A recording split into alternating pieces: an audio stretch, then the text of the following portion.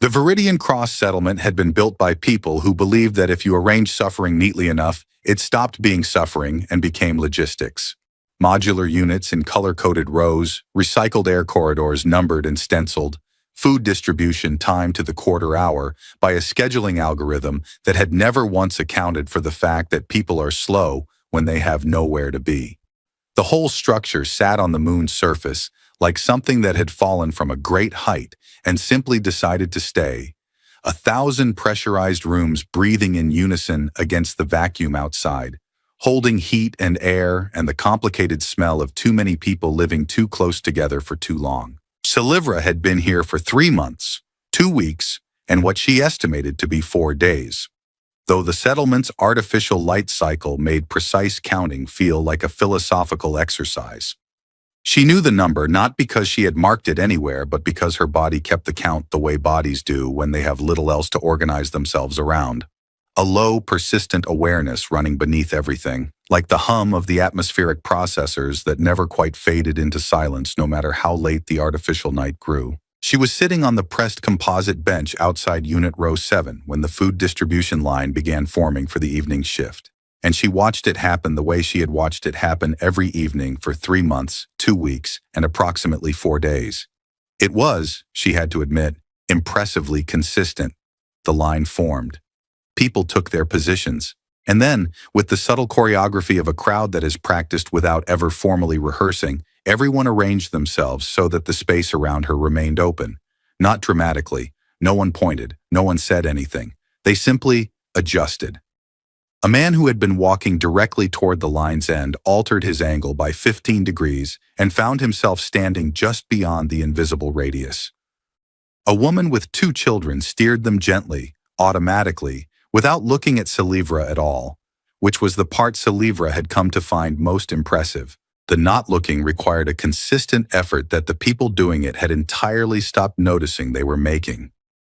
She had named the empty space around her the exclusion zone, which she thought was both accurate and, given that it was also the technical term for the irradiated perimeter around the Cathara reactor that had destroyed her sector and sent her here with nothing but a travel pack and a medical clearance chip embedded in her left wrist, darkly funny in a way that she alone would ever appreciate. This was fine. She had become accustomed to being her own audience. The medical clearance chip was the part that would have frustrated her if she had allowed herself to be frustrated, which she had largely decided not to, on the practical grounds that frustration required energy she preferred to spend on other things, such as observing the food line with the detached attention of someone watching a nature program about a species she did not belong to. The chip broadcast her radiation status continuously on a short-range signal that any standard settler's wristband could read. It had been broadcasting the same thing for 3 months. No active contamination. No transmission risk. No measurable cellular degradation beyond what the initial reactor exposure had already done and finished doing. She was, in every medical sense that the chip could measure and communicate, safe to approach. The scars made this difficult to believe she understood that. They climbed her neck in pale branching lines, frost patterns, river deltas, the kind of shapes that nature produces when enormous energy moves through a small space and leaves its signature behind. They reached her jaw on the left side and curled behind her long ear, tracing the outer edge of it in a way that might have looked almost decorative if you were very far away and very inclined toward generosity. Up close, they looked like what they were. The record of a moment in which a reactor had decided that the laws governing its containment were more of a suggestion than a rule, and that the people standing nearby were acceptable casualties of this editorial decision. She had been standing nearby. She had been, in fact, running the secondary cooling diagnostics from a station 12 meters from the breach point, which was close enough to leave a record on her skin and far enough to leave her alive and functional, and here, sitting on a bench on a moon she had never planned to visit, watching people organize themselves around her absence. The line shuffled forward. Salivra watched a woman she privately called the gray coat because she wore one every day, regardless of the internal temperature, which suggested either a medical condition or a commitment to personal branding that Salivra found admirable, receive her tray and navigate to a table. The gray coat always sat at the table closest to the door. Salivra had developed a theory that this was an exit strategy, and she respected it. In a settlement of this size, with this many people and this much recycled air, wanting to be close to the exit was not paranoia. It was good planning. Her own tray, when she collected it, last, always last, when the line had thinned enough that approaching the counter didn't require anyone to stand beside her, was the standard issue. A protein block of ambiguous origin, a portion of reconstituted vegetables that had given up any ambition of tasting like their original forms, and a sealed cup of something the settlement called nutritional supplement, and that tasted reliably, like the color beige. She carried it back to her bench. The atmospheric processors hummed. Across the yard, a dispute had broken out between two men over a charging unit, the argument rising and falling in the particular rhythm of people who are not really arguing about the thing they are arguing about. No one argued about sitting next to Salivra. There was, she thought, taking a careful bite of the protein block, something almost peaceful about that. She had achieved a kind of status that most people spent their entire lives unable to manage. She had become the one problem in the settlement that nobody fought over. The exclusion zone was hers, entirely and without competition, a personal territory of approximately 4 meters radius that no overcrowding algorithm had yet found a way to violate. She watched the argument across the yard resolve itself into sullen silence. The artificial night cycle was beginning its slow dimming at the edges of the transparent ceiling panels, the light shifting from its daytime simulation of something almost like sunlight into the amber half-dark that passed for evening here. She finished her beige supplement. She looked at the frost branch scars on the back of her hand, which she did sometimes, not in grief, just in the way you check a clock, out of habit for information, because the body keeps its own records and it is occasionally worth reading them. Tomorrow, she thought, would be the same. It usually was. The exclusion zone would hold. The line would organize itself around her absence. The atmospheric processors would hum their single unvarying note.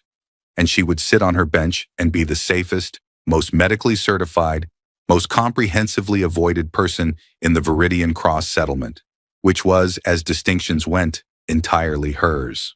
She did not yet know that in the morning, a supply shuttle from the inner humanitarian corridor would dock at Bay 4, and that among the people who stepped off it would be a man who, upon being told about the exclusion zone, would ask one question.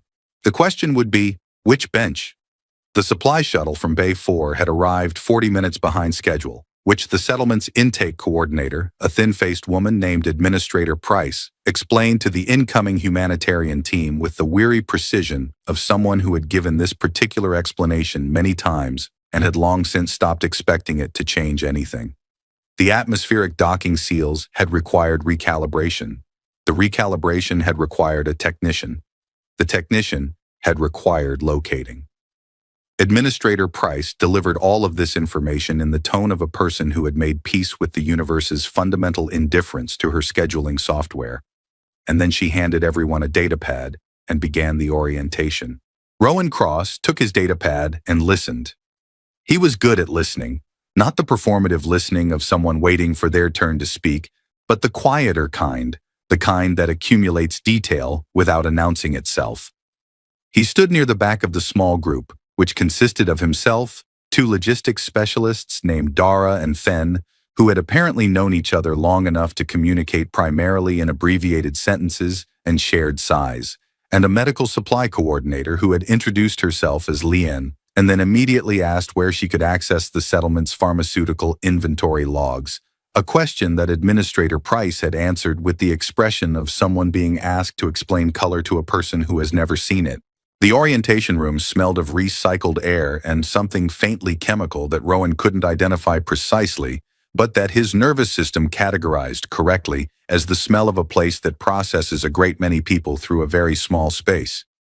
The walls displayed the settlement's current population count, 12,411, alongside atmospheric quality readings, water reclamation efficiency percentages, and a small red notification that said Unit Row 9. Maintenance pending, which had presumably been pending long enough to make it onto the welcome display. Administrator Price walked them through the facility with the enthusiasm of a geological formation. She covered food distribution logistics, medical bay access protocols, the communication array, and its irregular relationship with the outer belt relay network, which she described as intermittently functional, and the settlement's behavioral code, which she summarized as, "Don't make my job harder than it already is," which Rowan thought was probably the most honest thing he would hear all day. He took no notes. He didn't need to. He noticed things instead, the way the corridor lighting flickered at the same 2-second interval in the eastern passage, suggesting a power draw imbalance somewhere upstream. The fact that the water reclamation gauge in the common area was reading 4% lower than the figure on the orientation data pad. The settlement child, perhaps 7 years old, sitting cross-legged against the exterior wall of the medical bay with a drawing spread across their knees, working at it with a concentration that made the rest of the settlement feel temporary by comparison. He paused. The group moved on 3 steps before Dara noticed and stopped, looking back at him with the expression she reserved for his less explicable moments. The drawing was of a structure, circular, enormous, detailed in the obsessive way that children draw things they have actually seen and cannot stop seeing. Cooling towers, containment rings. The child had added, in the careful lines of someone transcribing a memory, the moment of rupture, a starburst at the reactor's heart, lines radiating outward, and small figures near the base rendered with more anatomical accuracy than most 7-year-olds managed. Rowan looked at it for a moment. Then he asked the child what it was. The child looked up. "Cathara," they said, with the simple authority of a direct witness, and went back to drawing. Rowan rejoined the group. Dara looked at him. He said nothing, and she had known him long enough to understand that this meant he was filing something away rather than ignoring it, which was a distinction that had taken her approximately 8 months to learn and that she still occasionally forgot. The tour reached the common yard in the early afternoon, the artificial light at its closest approximation of midday brightness, and it was here that Administrator Price, moving through her script with the mechanical efficiency of someone who has said every sentence at least 200 times, mentioned Salivra. She mentioned her the way you mention a feature of the landscape that requires noting for practical reasons, a drainage issue, a structural irregularity. There was a refugee in Unit Row 7, she said, with a radiation exposure history from the Cathara incident. The settlement had, she explained, developed an informal distancing practice around this individual, given the nature of the exposure. The medical clearance was on file, she added, in the tone of someone making a procedural acknowledgement rather than a meaningful claim, and then she moved on to the topic of the Eastern Storage Corridor and its current capacity issues. Rowan did not move on. Not internally. He stood in the common yard and let the storage corridor explanation wash past him, and looked at the bench in row 7 where a pale-skinned woman with black hair and long, elegantly pointed ears sat alone inside a radius of empty space that the rest of the settlement had learned to maintain with the unconscious precision of a reflex. The frost-branched scars were visible from where he stood. So was the isolation, the active, practiced, collective nature of it, the way it required constant, invisible coordination from everyone around her to sustain. He looked at Administrator Price. He asked one question. She blinked. She had not been asked that question before. She told him the row number. He spent the rest of the afternoon working. This was important. He was not a man who made gestures without first doing the actual work, and the actual work here was considerable. He located the pharmaceutical inventory discrepancy that Leon had already found and cross-referenced it with the supply manifest from the last 3 shuttle deliveries, identified a 17-unit gap that suggested either an accounting error or something more interesting, and flagged it for morning.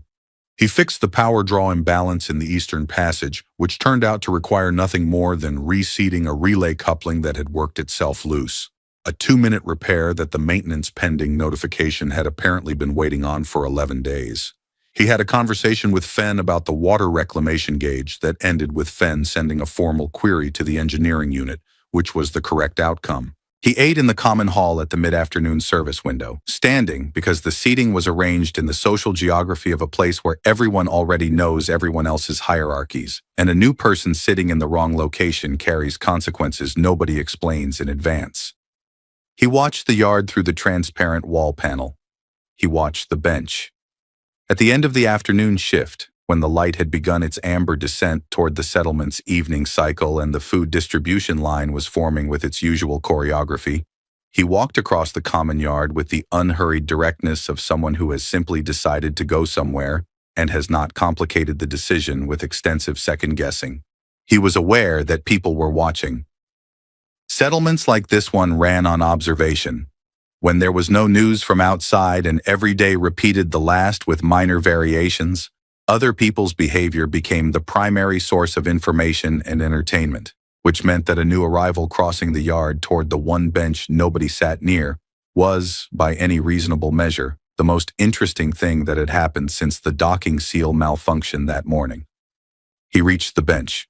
He sat down beside her, which was already unusual enough to be worth noting.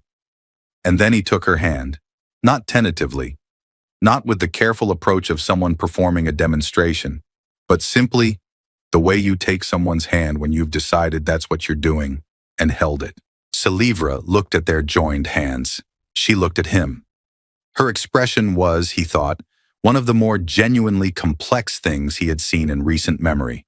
Not gratitude, not alarm, not the soft collapse of someone who has been waiting to be rescued, but something considerably more alert and considerably less simple than any of those. It was the expression of someone rapidly recalculating. Around them, the food distribution line had gone quiet in the particular way that 12,000 people can go quiet when roughly 40 of them stop moving at once. Rowan did not let go of her hand. He said, in a conversational volume that was nonetheless entirely audible to the 40 people who had stopped moving, that she was his responsibility now. Selivra looked at him for a long moment. Then she said, in a voice that was dry enough to qualify as a fire hazard, that he might have wanted to ask her about that first. Administrator Price's office was a modular unit that had been repurposed from storage, which explained both its dimensions and its persistent smell of industrial sealant, a detail that Rowan noted and then set aside as irrelevant to the conversation he was about to have. She had summoned him the following morning with a message delivered through the settlement's internal comm system, at a time that suggested she had been awake, composing it since before the artificial dawn cycle had completed its warming sequence. The message was 4 sentences long and used the word protocol 3 times, which Rowan had found on reflection to be a reasonable preview of the meeting itself. He sat across from her in a chair that was slightly too low for the desk, a spatial dynamic he suspected was not accidental. Administrator Price had the datapad open in front of her, and she worked through it with the systematic energy of someone who had prepared for this conversation and intended to use every part of their preparation. There were regulations. There were contamination protocols. There were settlement behavioral codes designed to maintain community safety and social cohesion. There was, she said, leaning forward slightly, the matter of the medical assessment on file for the individual in question, which outlined in considerable detail the nature and history of the radiation exposure sustained at Cathara. Rowan listened to all of this. Then he asked if he could see the assessment. Administrator Price's expression shifted by approximately 2 millimeters in a direction that suggested this was not the response she had been preparing for. She turned the datapad around. He read it. He read it with the focused attention of someone who has spent enough time in humanitarian logistics to know that documents contain 2 things simultaneously, what they say and what the people citing them believe they say, and that these are frequently not identical.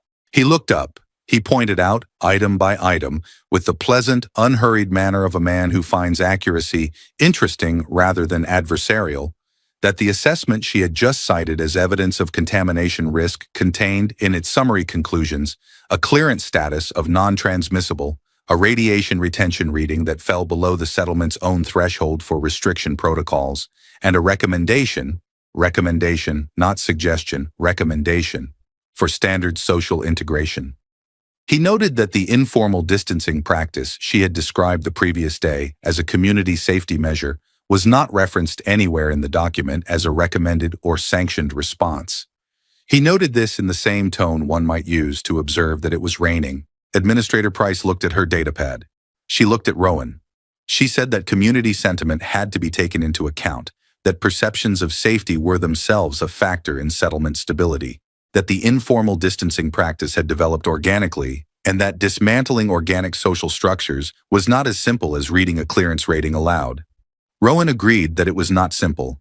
He said that was why he intended to be patient about it. The meeting ended shortly afterward, in the manner of meetings that have reached a conclusion without either party formally acknowledging that a conclusion has been reached. Silivra was on her bench when he returned to the common yard, which he had expected. She had a position that was, he was coming to understand, less like a habit and more like a considered strategic choice. The bench faced the yard at an angle that gave clear sight lines in 3 directions, was close enough to the row 7 unit entrance to allow a quick return indoors, and was far enough from the main foot traffic corridors that no one could approach her without crossing open space first. It was, he thought, the bench selection of someone who had been thinking about her own vulnerability for a long time. He sat beside her. She did not move away, which he noted. She also did not look at him immediately, which he noted as well. She said, without turning her head, that she had heard he'd been called to Price's office. He said that news traveled quickly for a settlement with intermittent comm relay access. She said that intermittent comm access had nothing to do with it. When you were the still point around which a settlement organized its social avoidance, she explained, you noticed everything that moved. It was one of the few advantages of her situation. She had, she said, an extremely good understanding of this settlement's information flow, its social hierarchies, and the locations of its 3 informal gambling operations, none of which she had been invited to participate in, but all of which she had catalogued with the idle thoroughness of someone with a great deal of uninterrupted time. Rowan said that sounded useful. She said it was mostly just something to do. There was a pause. In the yard, the mid-morning movement of refugees between units and service corridors continued with its usual rhythm, the settlement's version of weather, predictable in aggregate and variable in detail. A maintenance drone crossed overhead on its inspection route, its sensor array pinging softly against the transparent ceiling panels. Somewhere in the row 4 direction, someone was having an argument with the food distribution terminal about portion allocation, which was a daily occurrence and which the terminal always won. Silivra said, without particular inflection, that she wanted to know why he had done it. He said he had done it because the alternative was not doing it, and he had looked at the situation and decided the alternative was not acceptable. She turned to look at him then, with the expression she had worn the previous evening, that rapid, alert recalculation, and told him that this was not actually an answer. It was the outline of an answer with the interior left blank, and she had spent 3 months with very little to do except develop a precise sensitivity to the difference. He considered this. He said that she was right, and that the actual answer was that he had come across the yard because the space around her was not a natural phenomenon.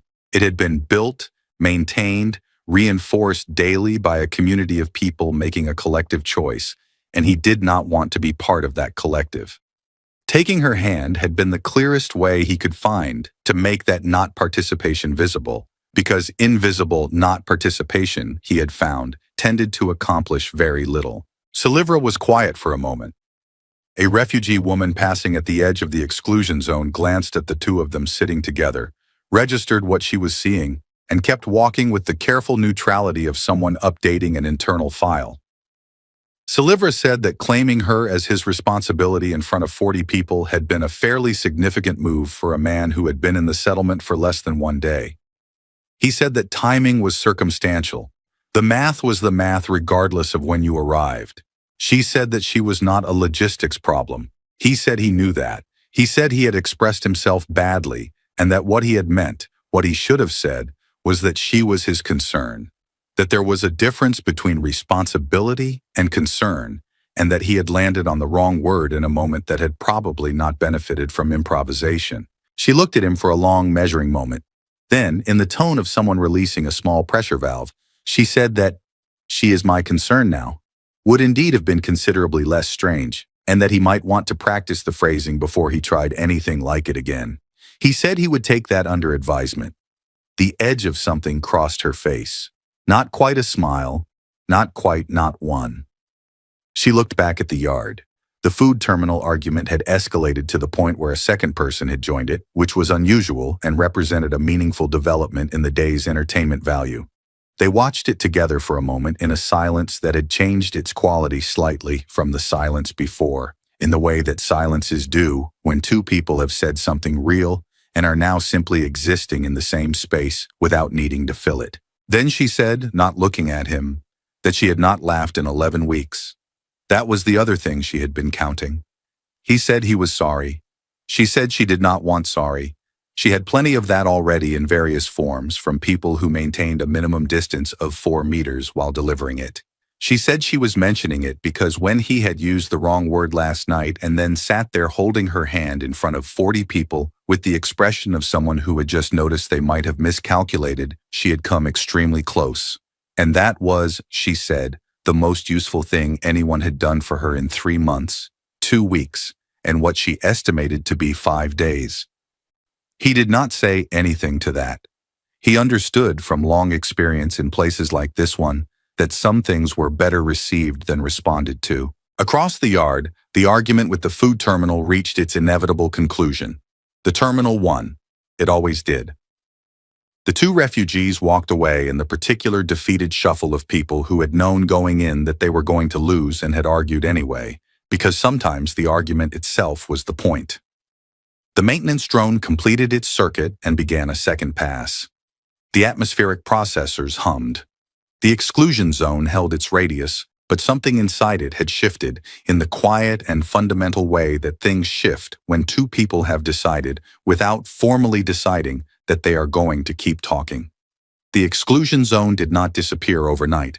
Rowan had not expected it to. He had worked in enough settlements, on enough moons and stations and repurposed cargo platforms drifting at the edges of habitable space, to understand that social geometries built over months do not dissolve in response to a single gesture, however visible. What they do, if the gesture was genuine and the follow-through is consistent, is develop small cracks. And small cracks, given time and patience and the occasional well-placed inconvenience for the people who would prefer the geometry to remain intact, have a way of becoming something else entirely. The first crack appeared 2 days after his meeting with Administrator Price, when Dara, who had processed the settlement's social architecture with the rapid, unsentimental accuracy she applied to everything, sat down on the far end of Salivra's bench during the midday service window because, she said, it was the only bench in the common yard not directly underneath a malfunctioning atmospheric vent, and she had not come to an outer belt moon colony to eat reconstituted vegetables in an artificial wind. She did not introduce herself to Salivra. She simply sat, ate with the focused efficiency of someone treating lunch as a task to be completed, and left.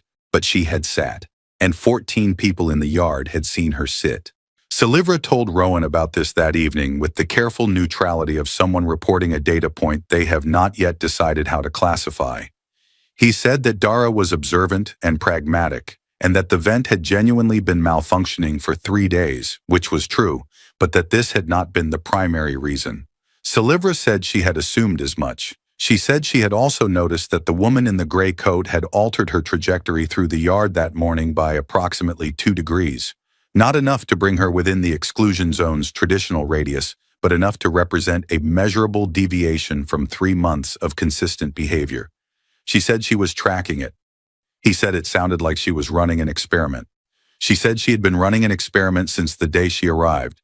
She had simply not had enough variables until recently. The second development was less comfortable. A man named Tessoff, who occupied a unit in row 5 and who had appointed himself, in the informal manner of settlement communities, a kind of spokesman for collective anxieties, came to find Rowan in the supply corridor 3 days into the second week. He was not aggressive. He was something more difficult than aggressive, which was genuinely worried. The kind of worried that has been living with itself long enough to become certain of its own reasonableness. He said that people in the settlement were unsettled by the change in the situation with the Cathera woman. He said that the medical clearance was understood. He was not disputing the medical clearance, but that Cathera had taken things from people that didn't show up on clearance chips, and that proximity to someone who carried that event on her skin was difficult for survivors in ways that he hoped Rowan could appreciate. Rowan listened to all of this. He asked Tessoff whether he had lost someone at Cathara. Tessoff was quiet for a moment. He said he had lost his brother. Rowan said he was sorry. He said it in the way he meant things, without decoration. Then he said that he understood that Salivra's presence was painful in a way that had nothing to do with contamination risk, and that this was real and deserved to be acknowledged. And then he said with the same quiet directness that Salivra had also lost people at Cathara and had been running the secondary cooling diagnostics 12 meters from the breach point when it happened, and that the scars she carried were the record of a moment in which she had been trying to prevent the thing that had killed Tessov's brother. He said he was not telling him this to adjudicate grief. He was telling him because Tessov had said the word understood, and Rowan thought the picture might be more complete with that information in it. Tessov stood in the supply corridor for a long moment. He said nothing. Then he left, and Rowan returned to the inventory discrepancy he had been working on before the conversation, which had turned out to be an accounting error of the more innocent variety, a transcription mistake in the manifest software that had been duplicating a deduction for the same supply unit across two separate logs. He filed the correction. The 17-unit gap closed. He moved on to the next thing, because there was always a next thing in a settlement of 12,000 people if you were paying attention, and he was always paying attention. He told Salivra about the conversation with Tessov that evening. He told her because he had decided early on that the thing he owed her, above everything else, was accuracy, that the worst thing he could do, having inserted himself into her situation with the subtlety of a docking seal malfunction, was to manage information on her behalf as though she needed protecting from it. She listened without interrupting, which he had come to understand was her mode of receiving things she was taking seriously. When he finished, she was quiet for a moment, looking at the yard. Then she said that she had not known Tessov had a brother at Cathara. She said she had known Tessov existed, cataloged him in her general survey of the settlement's social structure, classified him as hostile adjacent, and moved on. She said that this was, she supposed, the problem with the exclusion zone running in both directions. That isolation was not just something done to you. It was something you eventually did back, because it became the only geometry you knew how to navigate. He said he thought that was probably the most important thing she had said since he arrived. She said that the bar had not been especially high, given that most of their early conversations had involved her correcting his word choices.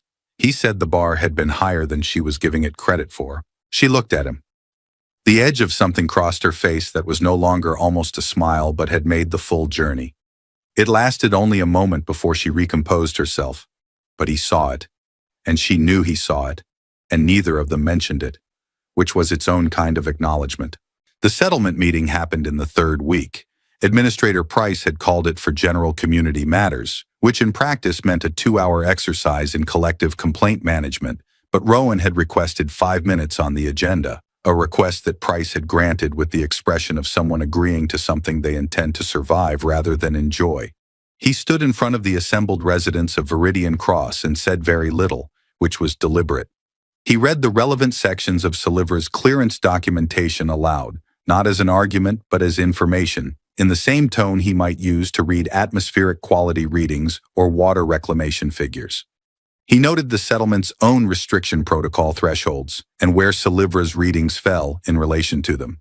He said that he was available to anyone who had questions about the documentation and that Lean, who had reviewed it from a medical standpoint, was also available. Then he sat down. Fen, who had been sitting beside Dara in the third row, leaned over and said quietly that this was either going to work or it was going to make everything significantly worse, and that watching Rowan operate was like watching someone defuse something without telling anyone else there had been a bomb. Dara said she had been watching him do this for 2 years, and she still could not predict the outcomes. Fen said that was somehow both reassuring and terrible. Tessov, from the 5th row, did not say anything during the meeting, but on his way out, he stopped at the row where Salivra was sitting. She had come, which had cost her something, Rowan understood, in the way that returning to visibility always costs something after a long absence from it. Tessov stood at the edge of what had been the exclusion zone's perimeter. He said, without quite meeting her eyes, that he had heard she was on the cooling team at Cathara. Salivra said that she had been. There was a silence that had weight in it. Then Tessov nodded, once, and walked out. And the woman in the gray coat, who had been standing nearby and had witnessed this exchange with the alert attention of someone updating a very significant internal file, looked at Salivra and then looked away, and moved toward the door by a route that took her 2 meters closer than she had come to Silivra in 3 months. The exclusion zone did not disappear that evening, but it became, for the first time, something that people were navigating consciously rather than automatically, and that was a different thing entirely. Rowan found Silivra on the bench afterward, in the amber of the settlement's evening cycle, the atmospheric processors running their constant hum beneath everything. She was looking at her hand, the one with the frost branch scars, the one he had taken on the first evening, with the expression of someone reading a document they have memorized but still find worth returning to.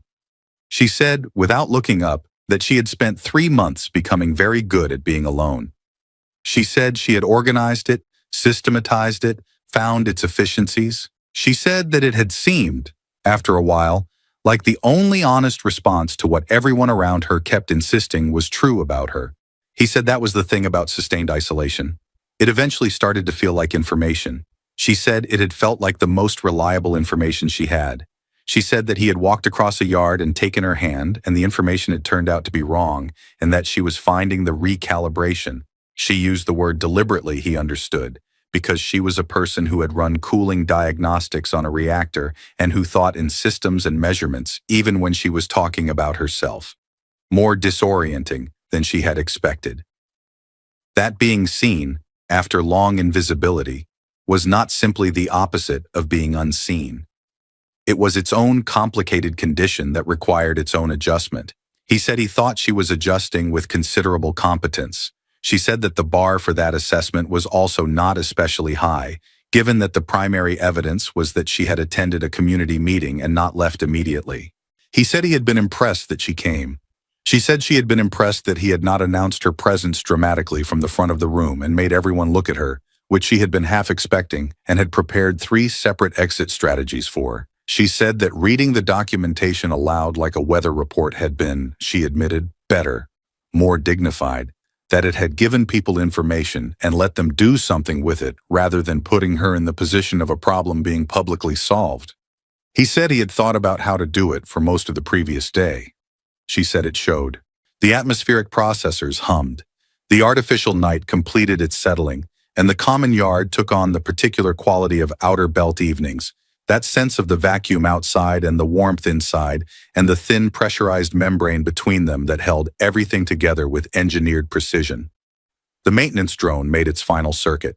The settlement's population count, somewhere on a display Rowan couldn't see from here, still read 12,411, which meant it had not been updated since his arrival, which meant someone had a data entry backlog, which he would mention to Price in the morning. Silivra said that 11 weeks was a long time not to laugh. She said that she had not fully understood what it was costing her until it stopped. He said that was usually how those things worked. She said she knew. She said she had run enough system diagnostics to understand that you frequently could not see the full damage until after the pressure had been restored, and you could measure what was holding and what wasn't.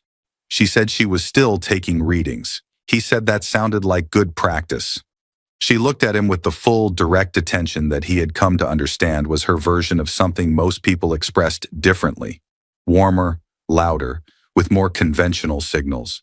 She said that she wanted to note, for accuracy, that she had not asked to be claimed, had not wanted to be claimed, and had spent the first several days after his arrival constructing reasons why the entire situation was an imposition she had not consented to. He said he remembered. He said she had expressed this with considerable precision on several occasions. She said that she wanted to note, also for accuracy, that she had revised this position. That what he had done, the hand, the yard, the meeting, Tessoff, all of it, was not claiming in the sense she had initially understood it. It was not possession. It was not rescue, which she would have found intolerable. It was something closer to testimony. A public statement made in the clearest available language that she existed, that her existence had weight, that the space around her was not empty, because it should be, but because people had chosen to make it so, and that he was choosing differently. She said that she was, cautiously and with full awareness that she was still taking readings, choosing differently too. The bench held them both.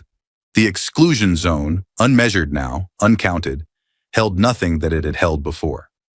Somewhere across the yard, a light in row 4 was doing the same 2-second flicker that the eastern corridor had been doing when Rowan arrived, which meant the relay coupling issue was more widespread than he had initially diagnosed, and he added it to the list of things he would attend to in the morning. But that was the morning. The morning was full of things that needed doing, and he intended to do them. And Salivra, who had spent 3 months counting days and weeks and the radius of empty space around her, and who was now, quietly and without announcement, counting something else instead, intended to watch him do them, which was, for now, and perhaps for longer than now, exactly enough.